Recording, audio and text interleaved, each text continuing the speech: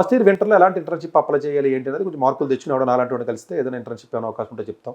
అలాగే సమ్మర్లో ఎలాంటి ఇంటర్న్షిప్ అప్లై చేయాలి, జాబ్ అప్లై చేయాలా, రీసెర్చ్ అప్లై చేయాలా, లేదా ఆన్లైన్ ఏది లేకపోతే ఆన్లైన్ కోర్స్ ఏదైనా మనం చేయాలా, ఇలాంటివి ఏదైతే మనం రెగ్యులర్గా చాలా వీడియోలు చేస్తున్నాం కాబట్టి అలాంటి వీడియోస్ ఏదైనా ఉంటే అలాంటి వీడియోస్ అవి చూసుకుని సో అలాంటి వీడియోస్ ద్వారా ఏదైనా ఇంటర్న్షిప్స్ లాంటివి అప్లై చేసుకుని ఎట్టి పరిస్థితుల్లోనూ సెకండ్ ఇయర్కి రావాలి. సెకండ్ ఇయర్కి వచ్చిన తర్వాత మళ్ళీ అక్కడ ప్లానింగ్ మళ్ళీ మారిపోతుంది.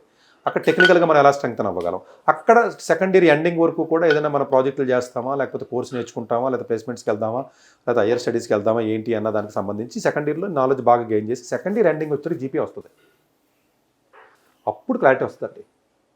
నీకు జీపీఏ ఎక్కువ ఉంటే ఒక రకమైన ప్లాన్ చెప్తాం. మా దగ్గరికి వస్తారు కదా కౌన్సిలింగ్కి, జీపీఏ ఎక్కువ ఉంది అనుకోండి, టెక్నికల్గా నాలెడ్జ్ తక్కువ ఉంది అప్పుడు ఒక ఆప్షన్, లేదు జీపీఏ ఉంది టెక్నికల్గా స్ట్రాంగ్ ఉంది మంచి రీసెర్చ్ మంచి ఇంటర్న్షిప్లు చేసావు అప్పుడు ఆప్షన్, లేదు వీడికి యాప్టిట్యూడ్ బాగుంది క్యాట్ ఎగ్జామ్ పనికొస్తాడా, గేట్ ఎగ్జామ్ పనికొస్తాడా, లేదు హైయర్ స్టడీస్కి వెళ్ళాలి ఏం చేస్తే బాగుంటుంది, లేదా బ్రాంచ్ మరి హైయర్ స్టడీస్కి వెళ్ళాలి ఏం చేయాలి, లేదు ఫస్ట్ ఇయర్ అయిపోయిన తర్వాత ట్రాన్స్ఫర్ పెట్టుకుని ఏదైనా డబ్బులు పెట్టుకునేదో లేకపోతే ఏదైనా వేరే తెలియక ఫస్ట్ ఇయర్లో జాయిన్ అయిపోయిన 10th ఇంటర్ మార్కులు బాగున్నాయి మా దగ్గరికి వస్తున్నారు, వచ్చినప్పుడు ఏదైనా ట్రాన్స్ఫర్ పెట్టుకుని ఏదైనా వేరే కంట్రీ వెళ్తాడా, లేదా ఫస్ట్ ఇయర్ పోతే పోయింది కదా చెప్పి మళ్ళీ ఫ్రెష్గా ఫస్ట్ ఇయర్ జాయిన్ అవుతాడా.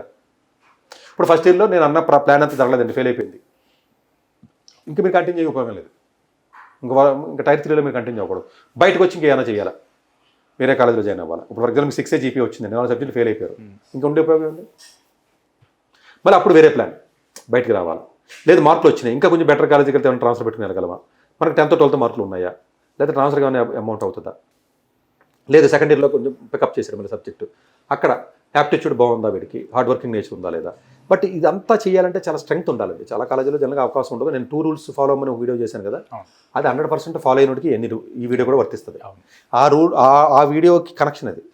ఆ 2 రూల్స్ ఫాలో అవ్వకుండా టైర్ 3 ఓడు టైర్ 1 లైఫ్ కావాలంటే కదా, tier 3 college, tier 3 student, tier 3 life, tier 3 ఓడు టైర్ 1కి లైఫ్కి వెళ్ళాలి అనుకున్నట్లయితే ఆ 2 రూల్స్ ఫాలో అవ్వాల్సిందే.